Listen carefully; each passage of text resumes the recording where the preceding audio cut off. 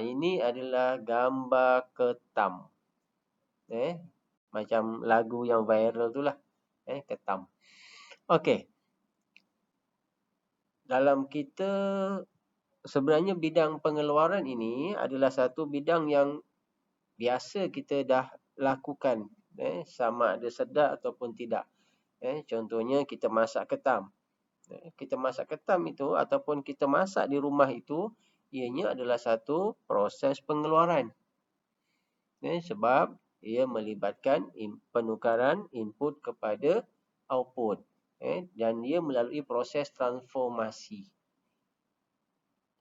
Namun begitu, pada bab 1 ni kita nak belajar kaedah ataupun proses pengeluaran yang lebih sistematik berbanding apa yang kita lakukan dalam pengeluaran di rumah. Okey, ini adalah perkara yang kita akan sentuh pada jam yang pertama. Yang pertama kita akan sentuh tentang tarikh pengeluaran dan kepentingannya. Yang kedua, cabaran pengurusan pengeluaran. Yang ketiga, hubungan jabatan pengeluaran dengan jabatan-jabatan lain. Dan yang keempat adalah proses pengeluaran. Okey. Apakah itu tarikh pengeluaran? Pengeluaran adalah penghasilan barangan atau perkhidmatan. Ini adalah tarikh yang diberikan oleh Heiser J. Randall B. Monson C. 2016. Yang mana pengurusan pengeluaran ini melibatkan aktiviti pengurusan yang terdiri daripada yang pertama perancangan, yang kedua pengendalian, yang ketiga pengawalan, yang keempat penyelenggaraan sesuatu operasi yang bertujuan untuk menghasilkan barangan dan perkhidmatan yang memerlukan penglibatan semua pihak di dalam organisasi. Sebagai contoh, pengeluaran kereta. Maksudnya di sini, apabila sesebuah syarikat kereta hendak menghasilkan kereta, syarikat tersebut akan bermula dengan perancangan. Contoh, apakah kereta yang hendak dihasilkan? Adakah kereta hybrid? Adakah kereta yang menggunakan minyak petrol ataupun menggunakan tenaga elektrik ataupun mungkin tenaga solar. Di samping itu, perancangan juga melibatkan berapakah kuantiti yang hendak dihasilkan. Negara mana yang akan kereta tersebut akan dipasarkan ke negara mana. Kemudian juga melibatkan pengendalian, iaitu bagaimana untuk menguruskan bahan mentah, menguruskan stok kenderaan apabila telah siap. Dan begitu juga dengan pengawalan. Pengawalan ni lebih merujuk kepada bagaimana untuk memastikan kenderaan yang dihasilkan tersebut mencapai kualiti yang ditetapkan. Daripada segi pelepasan asap, daripada segi reka bentuk, daripada segi penggunaan tenaga yang digunakan. Dan ia memerlukan penglibatan semua pihak. Daripada pihak pengurusan atasan, pihak pengurusan pertengahan dan kepada pengurusan bawahan dan juga kepada pekerja. Barulah pengeluaran kereta tersebut dapat dihasilkan.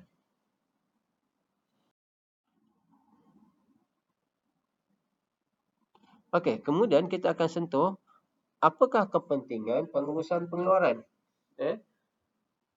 Yang pertama, kepentingan yang pertama menjamin kelancaran perancangan. Iaitu proses pengeluaran perlu dibuat dengan teliti. Kemudian dikawal dengan terperinci, sistematik untuk mengelakkan gangguan atau masalah semasa proses pengeluaran.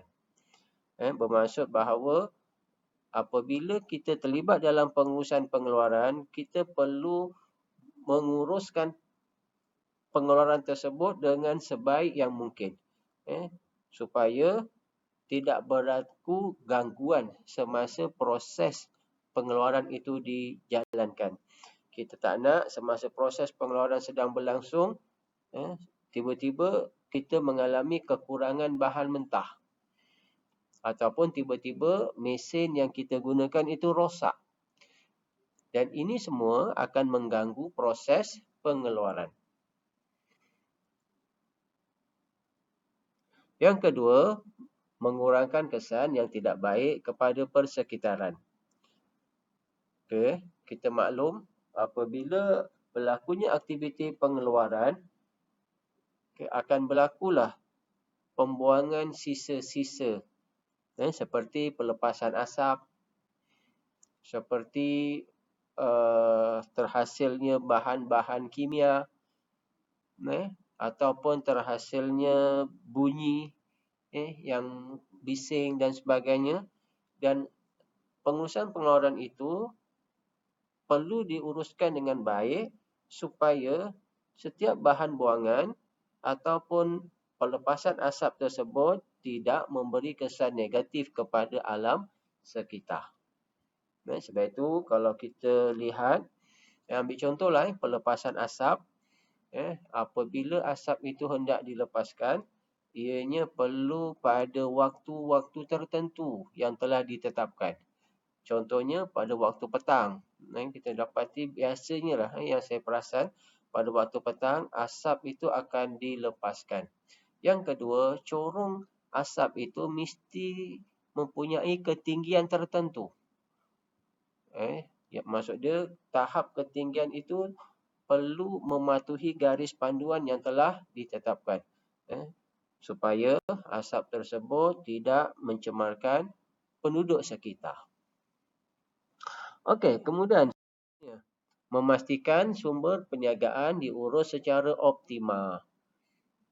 Sumber perniagaan ini terdiri daripada bahan mentah, terdiri daripada pekerja, terdiri daripada mesin.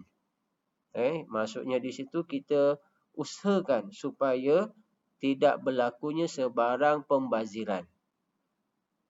Supaya nanti kita boleh memaksimumkan keuntungan. Pembaziran yang berlaku ini mungkin daripada segi bahan mentah. Bahan mentah, kita pengurusan pengeluaran tidak diuruskan dengan baik, menyebabkan berlaku lebihan bahan mentah. Dan ini menyebabkan bahan mentah tersebut tidak dapat disimpan dengan baik dan boleh menyebabkan kerosakan kepada bahan mentah. Di samping itu juga, dengan lebihan bahan mentah ini juga akan menyebabkan keuntungan yang kita perolehi tidak maksima.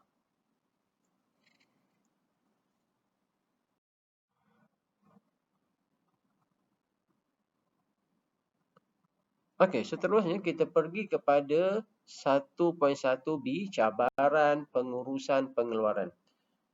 Pengurus pengeluaran mempunyai cabaran untuk menguruskan pengeluaran ini dengan baik. Yang mana cabaran ini perlu dihadapi dari sudut globalisasi perdagangan dunia sehinggalah kepada pemindahan idea, produk dan wang dengan kecepatan elektronik. Apakah cabaran tersebut? Yang pertama adalah cabaran dari segi globalisasi. Globalisasi merujuk kepada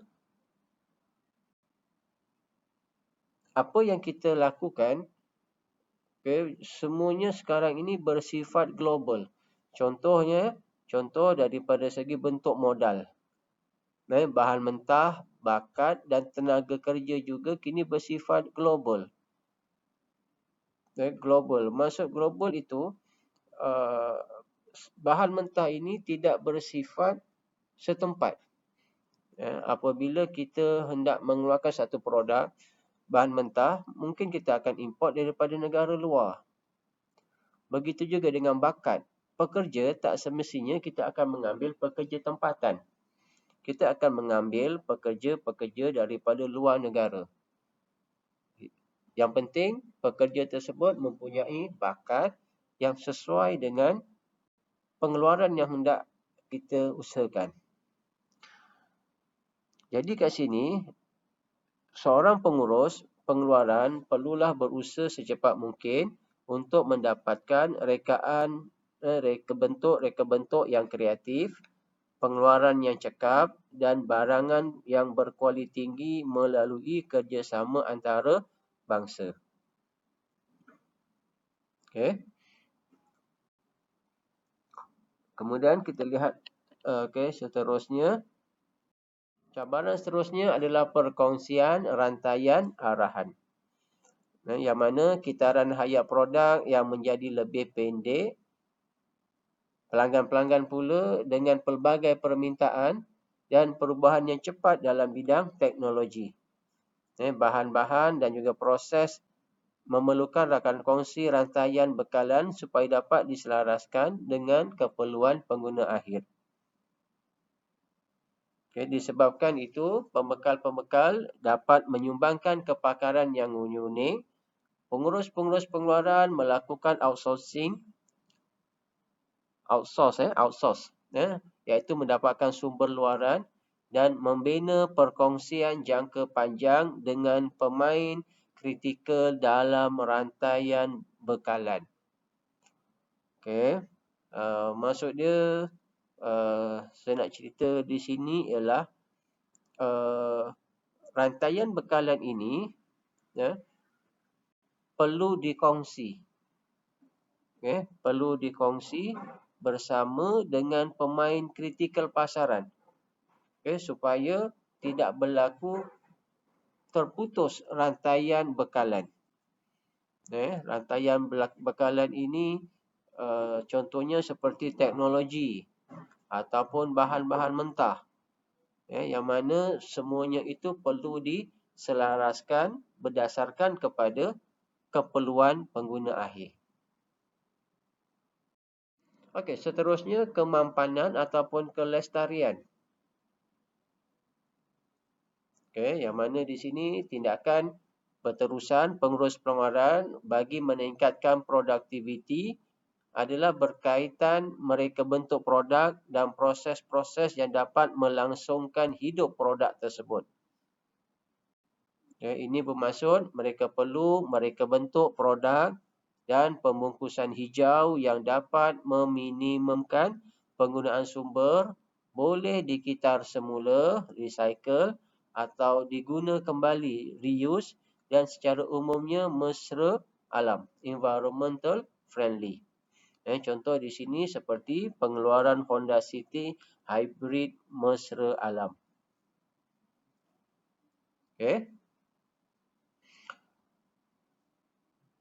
Okey.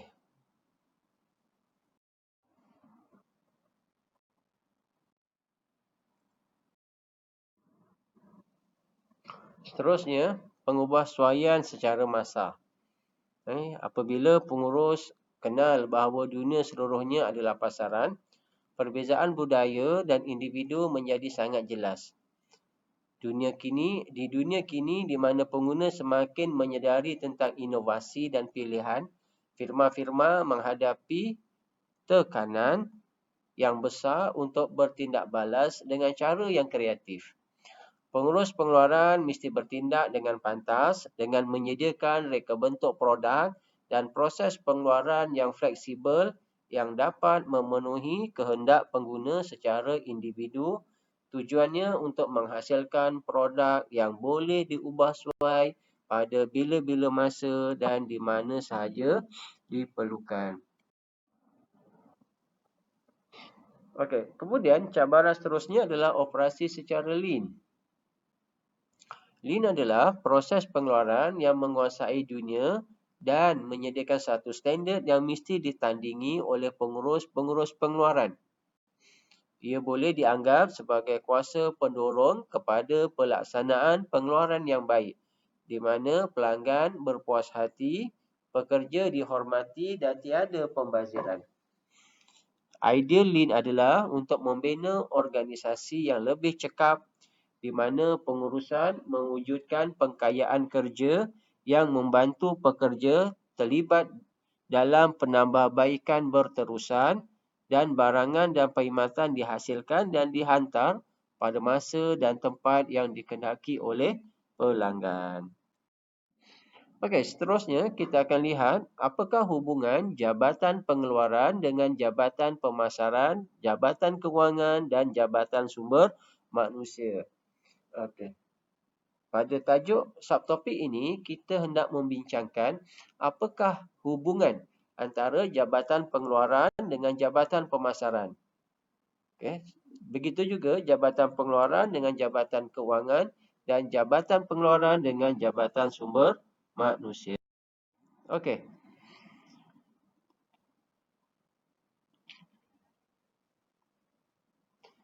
Okey, yang pertama. Okey.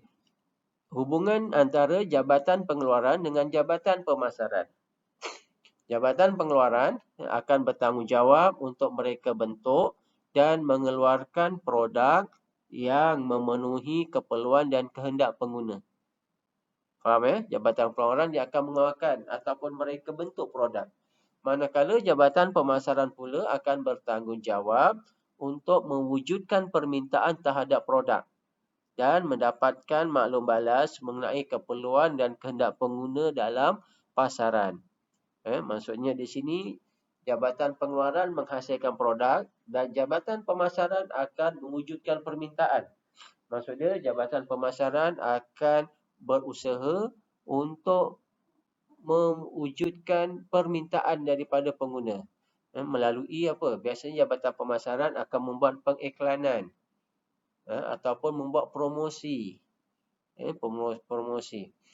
Dan dengan ini, apabila Jabatan Pemasaran membuat pengiklanan, membuat promosi, membuat jualan peribadi, secara tidak langsung akan wujud permintaan terhadap produk tersebut.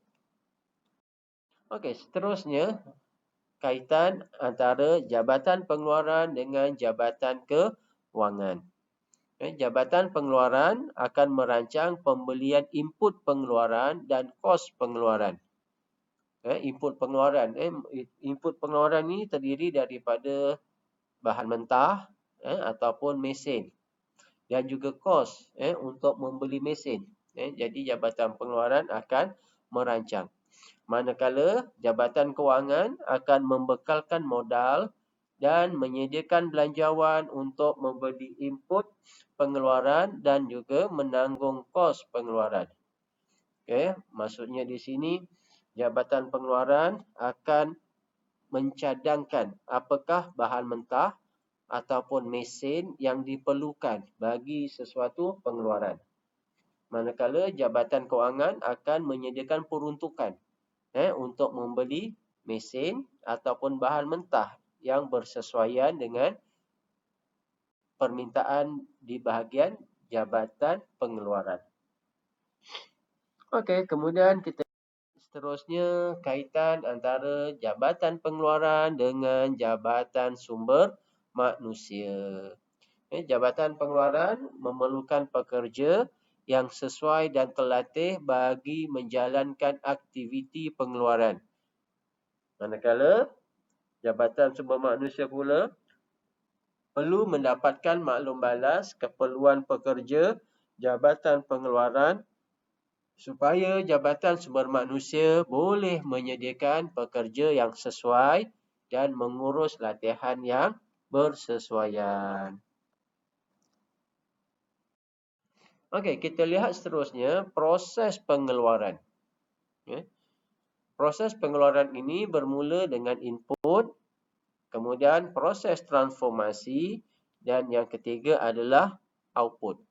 Berdasarkan kepada gambar yang saya tunjukkan pada slide, input ini terdiri daripada bahan mentah. Kita ambil contoh kereta.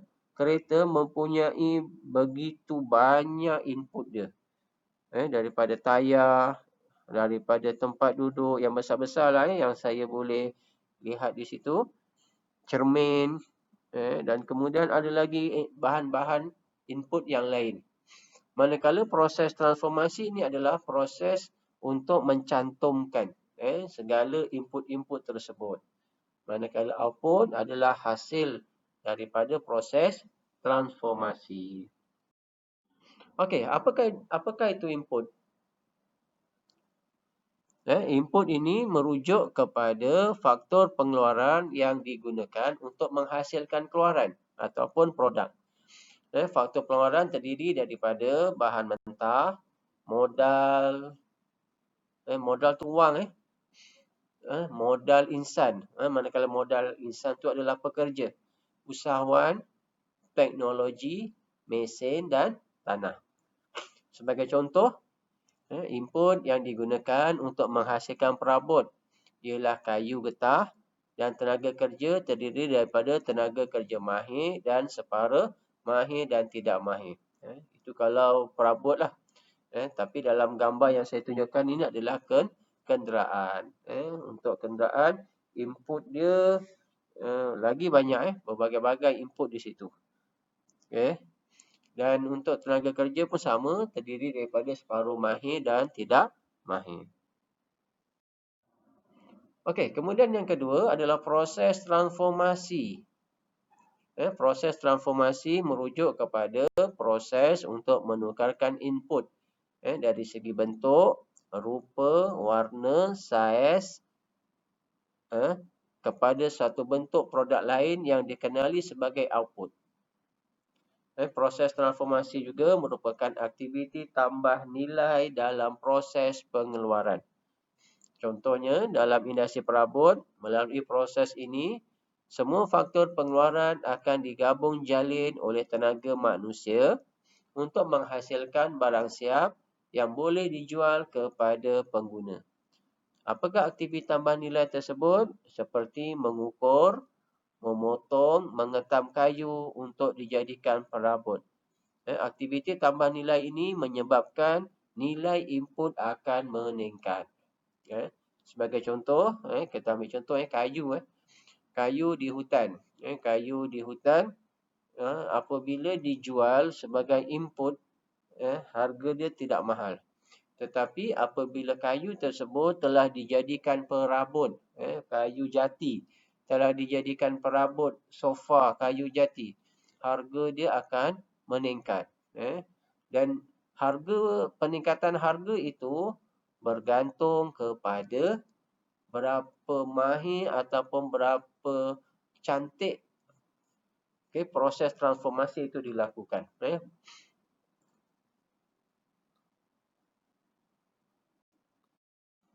Okey, seterusnya adalah output.